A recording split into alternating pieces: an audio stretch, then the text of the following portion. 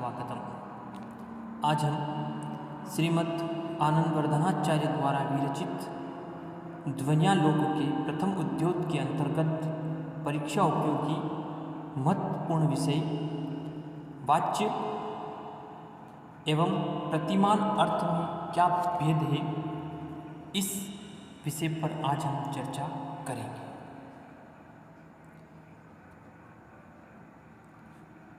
आचार्य आनंदवर्धन के अनुसार काव्य की आत्मा के रूप में प्रतिष्ठित सहृदय श्लाघनीय अर्थ के दो भेद हैं, और वो दो भेद हैं वाच्य एवं प्रतिमान अर्थ। वाच्य यानी व्यंग्य और वाच्यार्थ यानी प्रतिमान। इस वाच्य और प्रतिमान अर्थ को कारिका में उल्लेखित कर आनंदवर्धन जी क्या कर रहे हैं कि यो अर्थ सहृदय श्लाघ्य काव्यत्म एति व्यवस्थित वाच्य प्रतिमान आख्यो तस्य भेदांपो श्रमितो। क्या कह रहे हैं आनंदवर्धन जी? यो अर्थ सहृदय श्लाघ्य काव्यत्म एति व्यवस्थित वाच्य प्रतिमान आख्यो तस्य भेदा उभो श्रमितो।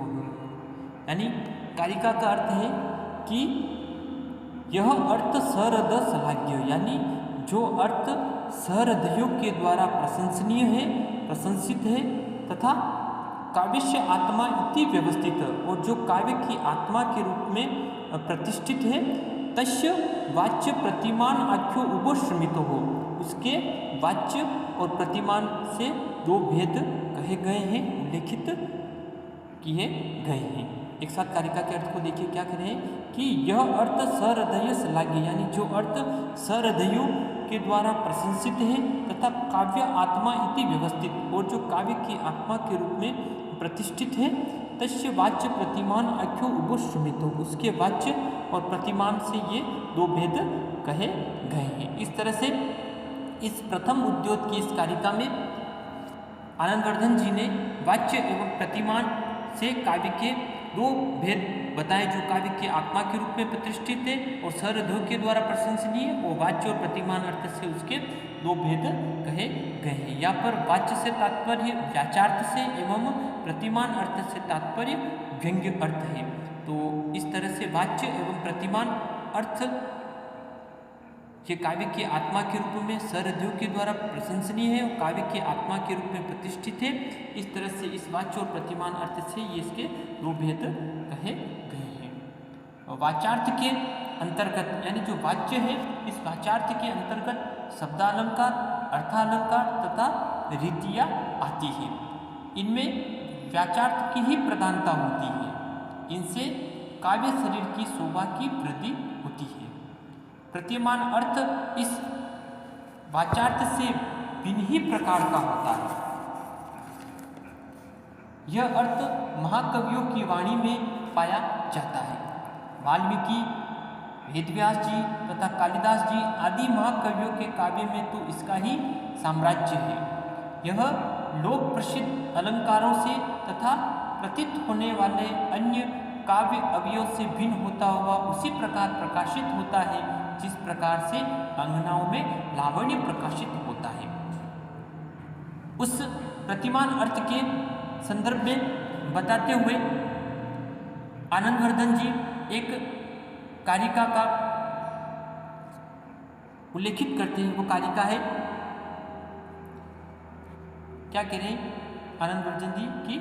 प्रतीयमानं पुनरन्यदेव वसत्व अस्ति वाणीषु महाकवीनां यत् प्रसिद्धा अवयव अतिरिक्तं विभाति लावण्यम अंगनासु।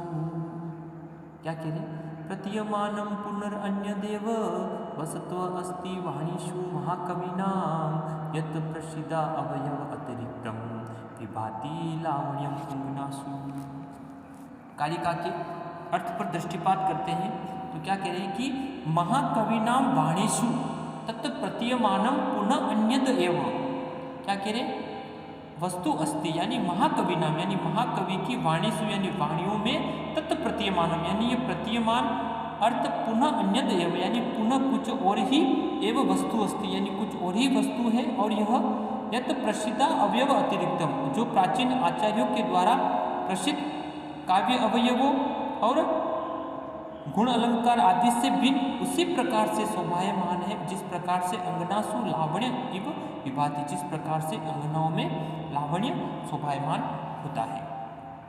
एक साथ कारिका के अर्थ पर दृष्टिपात करते हैं कि क्या कह रहे, प्रतिमान अर्थों को उल्लेखित कर क्या बता रहे हैं आनंदवर्धन जी कि महाकवि नाम बाणेशु तत् प्रतीयमानम, यानी महाकवियों की वाणी में ये प्रतीयमान अर्थ पुनः अन्य देव, यानी पुनः अन्य ही कुछ और ही वस्तु है, जो कि यत प्रसिद्ध अवयव अतिरिक्तम, जो प्राचीन आचार्यों के द्वारा प्रसिद्ध काव्य के जो अवयव हैं गुण अलंकार आदि से यह भिन्न है और उसी प्रकार से शोभायमान है। अंगनासु लावण्यम इव विभाति, जिस प्रकार से अंगनाओं में लावण्य शोभायमान होता है।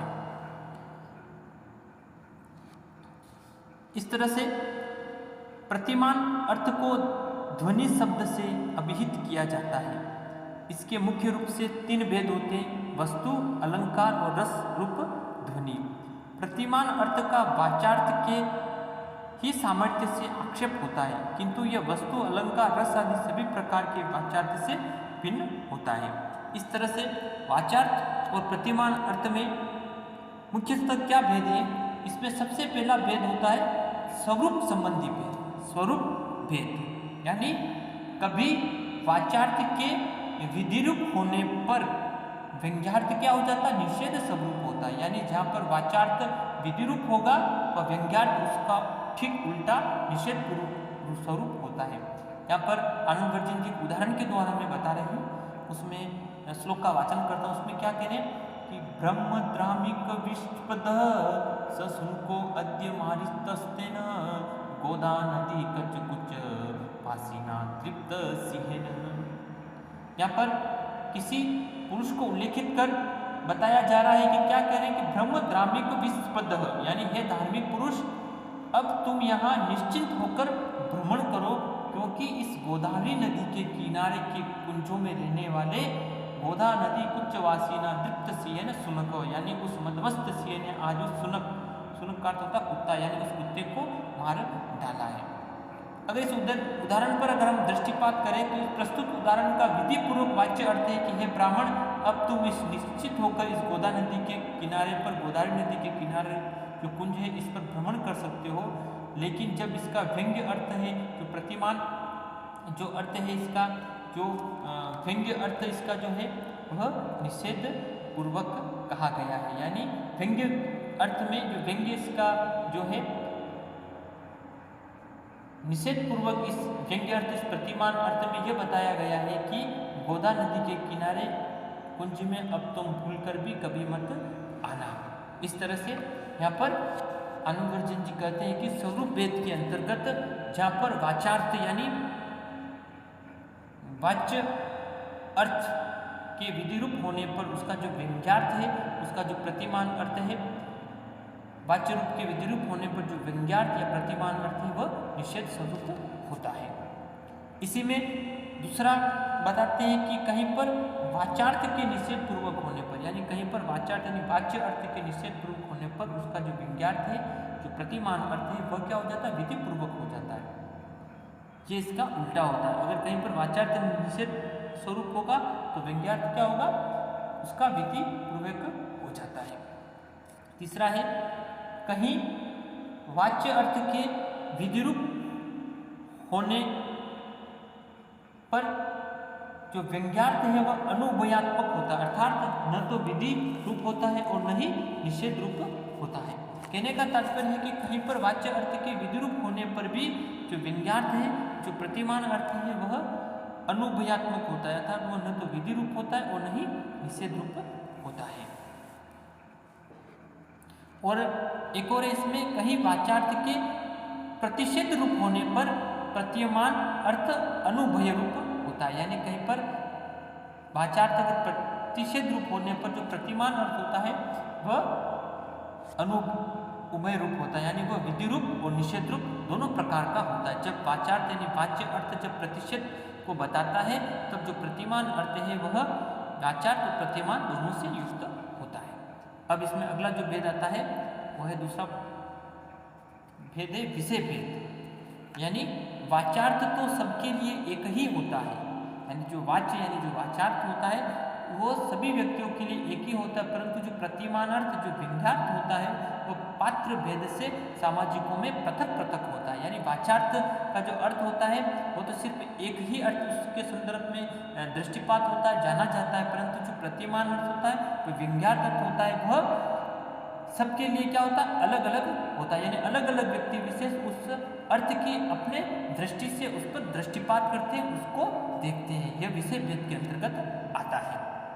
फिर अगला है निमित्त भेद। यानी वाचार्थ कारण आदि जो है वो व्याकरण कोश आदि से जाना जाता है, यानी जो वाच्य अर्थ है वो व्याकरण कोश आदि से जाना जाता है, किंतु व्यंग्यार्थ की प्रतीति के लिए व्यंग्यार्थ के ज्ञान के लिए सहृदय होना आवश्यक है। यानी कहने का तात्पर्य है कि वाचार्थ तो व्याकरण कोश आदि से जाना जा सकता है, किंतु व्यंग्य अर्थ के लिए व्यक्ति विशेष का सहृदय और उस घन अनुभूति का होना बड़ा ही आवश्यक होता है, तभी वो उस प्रतिमान अर्थ को व्यंग्यार्थ अर्थ को समझ सकता है, और अन्यथा सामान्य जन उस गुण अर्थ को समझने में सक्षम नहीं होते हैं। इसीलिए आनंद भोजन जी ने बताया है कि व्यंग्यार्थ या प्रतिमान अर्थ के ज्ञान के लिए व्यक्ति का सहृदय, उसका जो सोचने की जो क्षमता है उच्चतम कोटि की होनी चाहिए। अगले भेद में आता है कालभेद। यानी वाचार्थ से आक्षिप्त होकर ही व्यंग्यार्थ निकलता है, अर्थात पहले वाचार्थ का ज्ञान होता है तत्पश्चात व्यंग्यार्थ या प्रतिमान अर्थ का ज्ञान होता है। कहने का तात्पर्य कि वाचार्थ के द्वारा ही व्यंग्यार्थ की प्रतीति होती है। कहने का तात्पर्य है कि वाचार्थ से ही आक्षिप्त होकर व्यंग्यार्थ निकलता है, यानी पहले वाचार्थ अर्थ को समझा जाता है और फिर जो सहृदय होता है, जो उच्चतम कोटि का स्तर का व्यक्ति विशेष होता है, वो वाचार्थ के ज्ञान के द्वारा ही उस व्यंग्य अर्थ की प्रतीति कर पाता है। अगला अंतिम भेद इसमें है आश्रय भेद। यानी वाचार्थ का आश्रय केवल शब्द या वाक्य होता है, जबकि व्यंग्यार्थ का आश्रय वाक्य, शब्द, पद, पदांश, वर्ण, रचना कुछ भी हो सकता है। इस प्रकार प्रतिमान अर्थ के अनेक भेद वाच्य भेद से भिन्न हो सकते हैं। उत्तरवर्ती आचार्यों ने इस भिन्नता के अनेक हेतुओं का परिग्रहण किया है। आचार्य विश्वनाथ ने भी उनकी भिन्नता के संदर्भ में बोध भेद, स्वरूप भेद, संख्या भेद, निमित्त भेद, कार्य भेद, प्रतीति भेद, काल भेद, आश्रय भेद, विषय भेद आदि के भेदों से व्यंग्य अर्थ अभिधेय अर्थ से भिन्न होता है, इस प्रकार उल्लेखित करने का प्रयास किया है। इस तरह से वाच्य अर्थ से प्रतिमान अर्थ की भिन्नता हेतु अनेक उल्लेखित हेतुओं से स्पष्ट है। इस तरह से आज इस वाली क्लास में हमने ध्वन्यालोक के महत्वपूर्ण विषय वाच्य यानी वाचार्थ एवं व्यंग्य यानी प्रतिमान अर्थ में क्या भेद है, इस विषय पर हमने बड़े ही संक्षेप रूप में चर्चा की है। बड़ा ही परीक्षा उपयोगी विषय है, परीक्षा में इस संदर्भ में प्रश्न पूछा ही जाता है, तो आज हमने इस महत्वपूर्ण विषय का अध्ययन किया। धन्यवाद।